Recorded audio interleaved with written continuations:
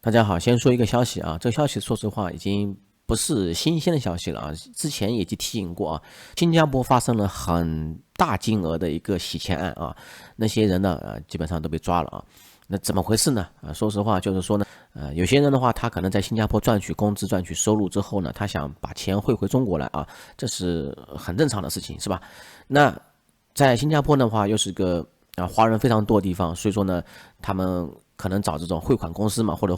那汇款店铺的话七搞八搞啊，或者说他可能在知情，可能我不知情啊，这样的情况下啊，有很多人收到了钱啊，在中国，给家人收到钱，汇款给家人嘛，那家人收到钱之后呢，银行卡被冻结，为什么被冻结呢？就很简单嘛，你就是收到了钱啊，怎么问题呢？基本上啊都是电信诈骗的钱啊，来路不明的钱啊，就是电信诈骗钱主要为主吧啊。那所以说呢，我现在的话打开这个网页啊，百度的网页啊，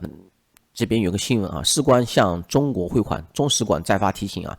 他之前已经提醒过好几回了啊。你看这个7天前又发了个提醒，这边还有个新闻啊，新加坡金管局暂停非银非卡渠道向中国汇款啊，什么意思呢？简单的说吧，说呢，新加坡如果说你从新加坡向中国汇款的话，基本上现在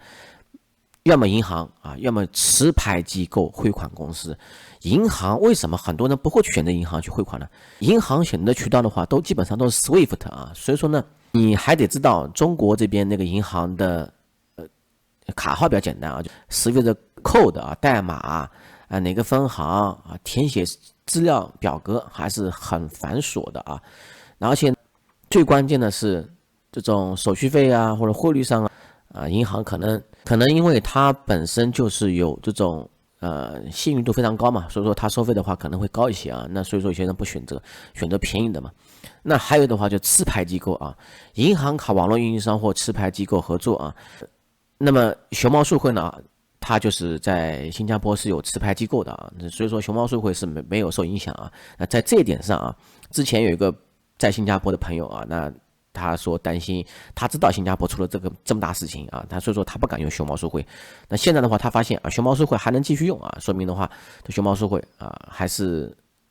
比较安全嘛，还是比较正规。我跟我的朋友都这样说啊，因为世界上有很多这种汇款公司啊，但是啊，如果说汇款公司跑路了，你那些汇款公司，你能找到这个主体吗？你能起诉他吗？你能找到赔偿吗？你能报警吗？至少熊猫数汇在新加坡也有公司，在中国国内也有公司，对吧？那如果说你中国国内收到钱啊是黑钱，那么你立即向警方跟他说啊，我是用熊猫数汇的，那你就警方的话会找熊猫数汇算账，对吧？那新加坡的话，那这种跨境的话就比较麻烦了啊。我实话实说啊。好，现在说问题啊，什么问题呢？我们很多时候呢汇款到国外去啊，在中国可能用习惯了，就认为就是银行卡号啊就是账号啊，不是这样子的。比如说你美国银行卡啊，那银行卡那卡号呢，不对应的不是收款账号啊。那所以说呢，在新加坡呢我不是很熟悉，但是呢这个网友呢他给我留言的话，我一直没有删除啊。他说建议大家谨慎使用熊猫数汇啊，亲身经历，本人3个月前通过熊猫数汇汇款一笔费用，从内地到新加坡华侨银行。我基本上猜测这个应该是 OCBC 啊，因为卡号填错了，导致汇款到别人银行账号，你这个就发生大问题了。还有个问题啊，这个也是通过他我才知道的，新加坡是只核对账号，不核对这个姓名。你在网上搜索一下啊，新加坡有很多这种类似于支付宝程序啊，基本上也是不核对姓名的啊。所以说呢，银行之间转账也是不核对姓名的，这个非常麻烦啊。当时非常着急，直接和熊猫数汇打款行、新加坡星展银行以及收款行新加坡华侨银行都取得联系，双方银行表示可以退回费用啊，需要熊猫数汇和打款行联系，然后拿到 case 号就可以开启召回流程。这个情况怎么个原因呢？他就是说呢，一般来说我们中国汇款，如果说你卡号填错或者说姓名填错，只要一个地方填错啊，它必须姓名跟卡号或账号对得上啊，两方面两个因素都匹配上，那么才可以汇款成功，对吧？但是新加坡啊，我不知道为什么情况他会这样子做系统漏洞啊。考虑到新加坡银行汇款只看卡号不看卡主信息，汇款错误后的流程冗长，我也表示理解啊。期间本人几十次和熊猫数汇联系，对方表示可以召回，且在银行和银行联系，有消息会第一时间通知。那后面的消息我就不读了啊。他的意思就是说，熊猫数会一直在冷处理啊，或者说他怀疑熊猫数会已经召回这个费用了，不通知他啊。但是我看了啊，搜索引擎里面有很多这种类似的同样的案例，这个召回过程是有点困难的，就好像比如说啊，我看到网上也有很多信息，比如说我打个支付宝啊转账给别人，输入那个手机号码啊，输错了之后，你让对方还，有些时候对方不还，他没有法律责任的，因为他是被动行为，他是被动接受了你的汇款，所以说这种情况很麻烦啊。这种情况一般来说的话，让警察出面劝导啊，这个只能这样子的啊。那我想表达的意思就是说呢，目前来说，我跟那个熊猫数会的工作人员我也问了这个事情啊，他的意思就是说呢，新加坡这个地方比较特殊点啊，其他地方的话他暂时也没有碰到过啊，基本上还是没有问题的。而且你无论是香港的、新加坡的还是美国的啊，基本上汇款的话一定要看清楚啊，不要原本以为就是这个卡号就是这个银行账号、收款账号，你要看清楚。你一般来说的怎么去看呢？就打开银行 APP 里面去看啊，那个就是显示你的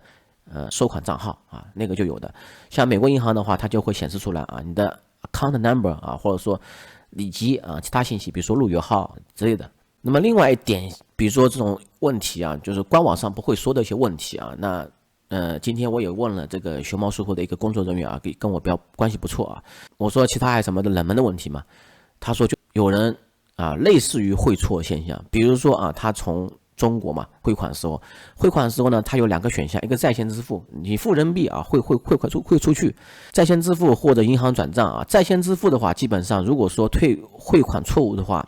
这个钱退回来的直接会退回你账户。但是有一点啊，如果说银行转账，如果说你的备注号、备注说明写错了，那就比较麻烦了。但是的话，钱也是可以退回来的。但是像他这种情况啊，已经汇款成功了，这个钱都不在熊猫数会了，所以说呢，这个钱